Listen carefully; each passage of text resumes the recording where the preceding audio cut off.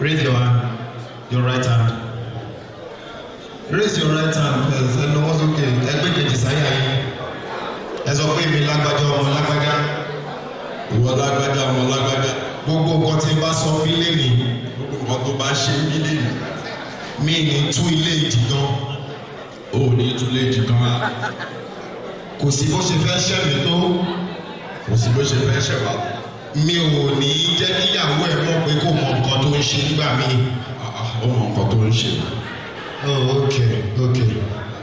Ìyàwó àdáríjì, please. Thank you very much. First and foremost, we come back to my lady on behalf of Jigun Baboja. We pray thank you for coming. Pẹ̀lú ògbọ́lọ̀, nǹkan tó dábàá la máa rí bára wa ṣe o. Ẹ̀yin tí ẹ fi lé yín sílẹ̀ pẹ̀lú ògbọ́lọ̀ láyọ̀ lè máa dé bá lé yín o. Agbára Ọlọ́run. I want to first and foremost say a big congratulations to Jigun Baboja and the beautiful wife and the children. 40 years is no joke. Láyé ìgbà yẹn tó bá ti pé 40, ẹ̀rọ abẹ́rẹ́ sí nígbà pé ṣé lóòótọ́ ni o ti kọjá báńkì ni wọ́n abẹ́rẹ́ sí ní sọ fún ẹ pé kó máa wọ́ọ̀tì nǹkan tó ń jẹ, máa wọ́ọ̀tì nǹkan tó ń mu. Ó túmọ̀ sí pé ara ẹ̀ ti ń sọ kalẹ̀ nìyẹn. Ìwọ náà ti kọjá 40 nsìn. Ní agbára Ọlọ́run, wà á di 50, wà á di 60, wà á di 70, wà á di 80, wà á di 90, wà á di 100, wà á di 120. 140 tó bá ti di 180 kó máa lọ. Ẹ bá mi ṣàmì àdúrà la haula wala quwwata illa billah. Jigun Baboja is a very strong member of African Men Entertainment Kings, popularly known as Afrimek. Okay, Afrimek is a social club that we have decided to come together start in our career. We're doing it in a very, very social way. So we are very strong, as you can see, and it's a social club. So Jigun happens to be our financial secretary.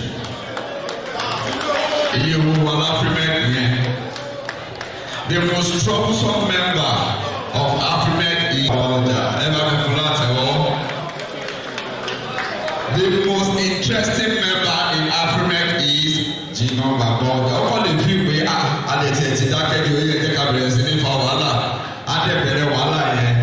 is a very, very lovable young man. For me, I call him a lovable person.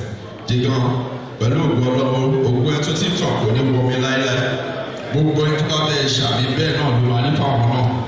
Pẹ̀lú ògbó Ọlọ́run, iṣẹ́ tó yàn láàyò yìí wàá fi yá wàá fi rà. Pẹ̀lú ìbọ̀lá ayé òde kọ́ ọmọ ẹ o, bó ṣe ń lọ bó ṣe ń bọ̀ ọlọ́mọ máa pa ọ̀rọ̀ ẹ mọ́ o. Ibi tí wọ́n ti nífẹ̀ẹ́ o ní tẹ́ḿbẹ̀ láíláí. Gbogbo ẹ tó bá bẹ́ẹ̀ ṣàmì àgbà bẹ́ẹ̀ ló máa ní fáwọn náà. ayé tí ń rí ẹ tí wọ́n nífẹ̀ẹ́ àìní nífẹ̀ẹ́ gbogbo ẹ̀ Afrimec pátápátá la hawla wala quwwata illa billahi al-azim. Afrimec o, Afrimec o, Afrimec o. Thank you very much. God bless you.